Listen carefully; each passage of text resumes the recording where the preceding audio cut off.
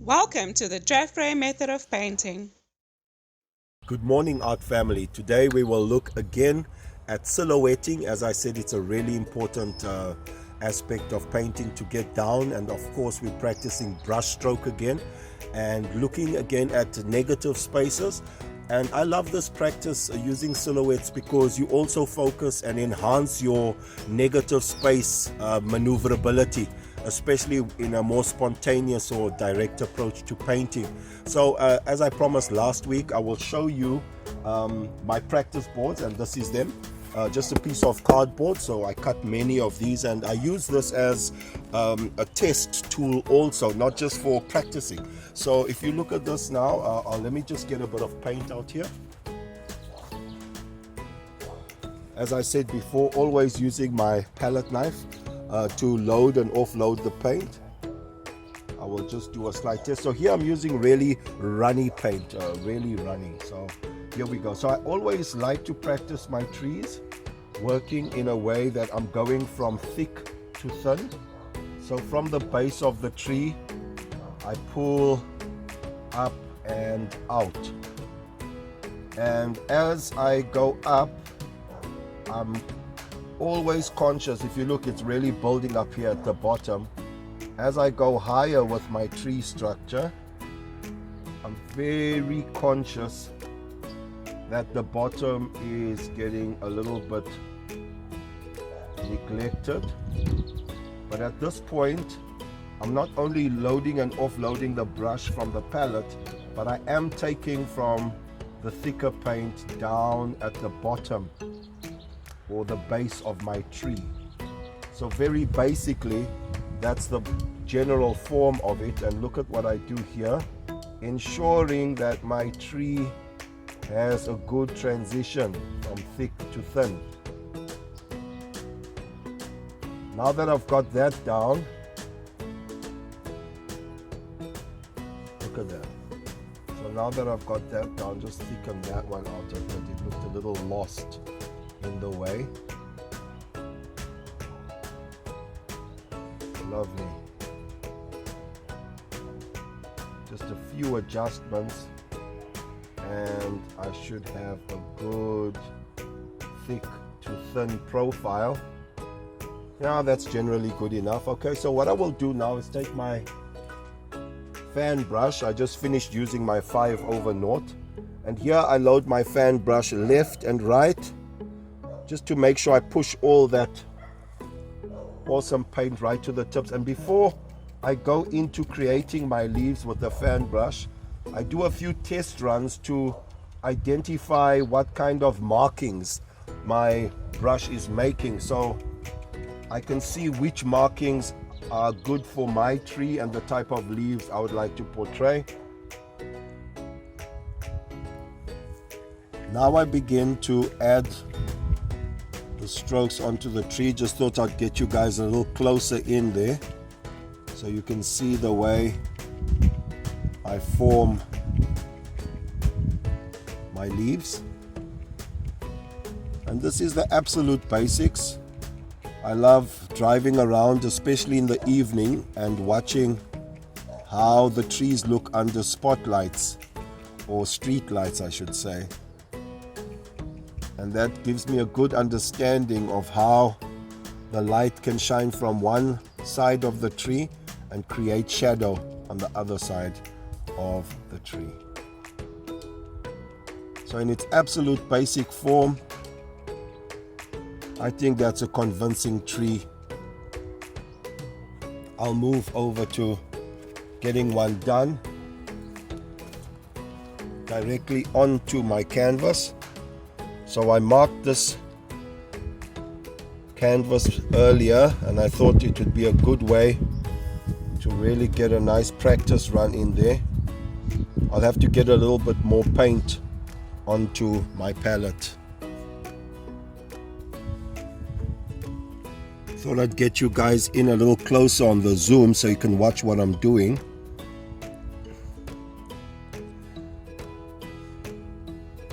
So working, as you look at the paint, you see it's very very runny, and this really makes my 5/0 brush really easy to use.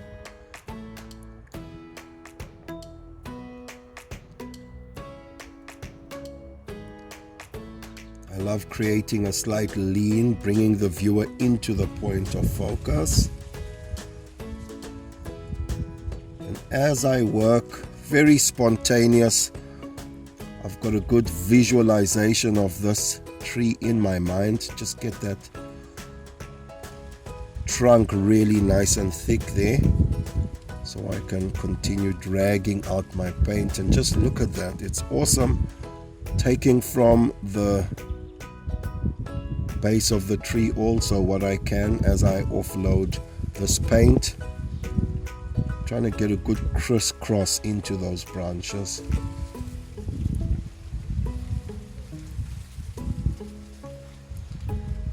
And really this is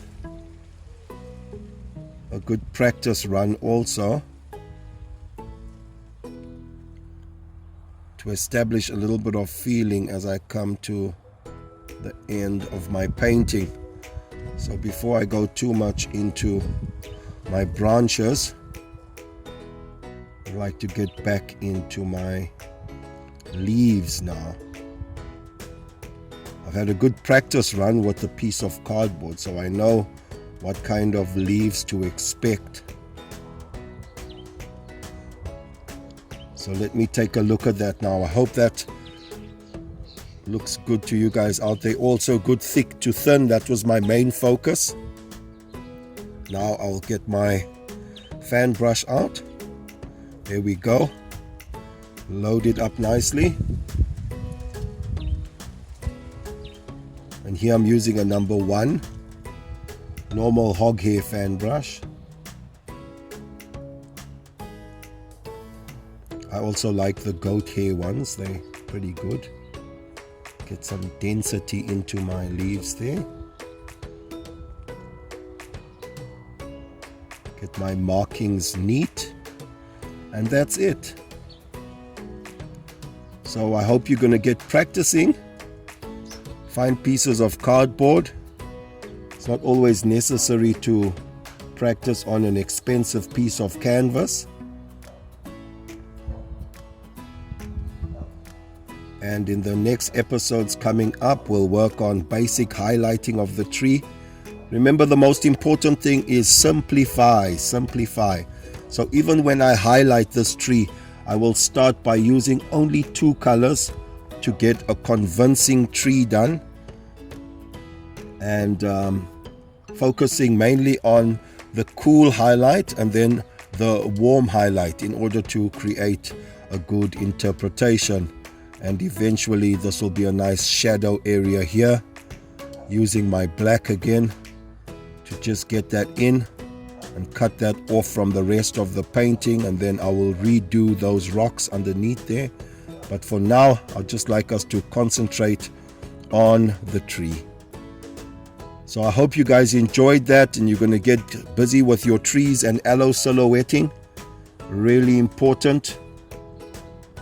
Practicing your negative spacing and also giving you confidence when using a very spontaneous approach to your direct painting methods, which is absolutely a foundation to conquering many problems that you'll encounter as you bring things into the final part of your painting.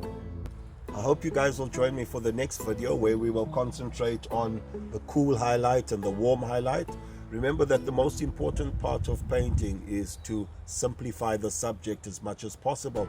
So therefore, I hope that in this series, I will continue to simplify the subjects in a way that you can follow me, trying only to use a cool and a warm highlight to bring a convincing interpretation to the image that you're looking at, and also build your confidence for the most important part of your painting, the coup de grace, the last part. So I hope you enjoy that, and you'll join me in the next video. Have an awesome time and happy painting, guys. Before you go, please remember to like and subscribe, and happy painting, everyone!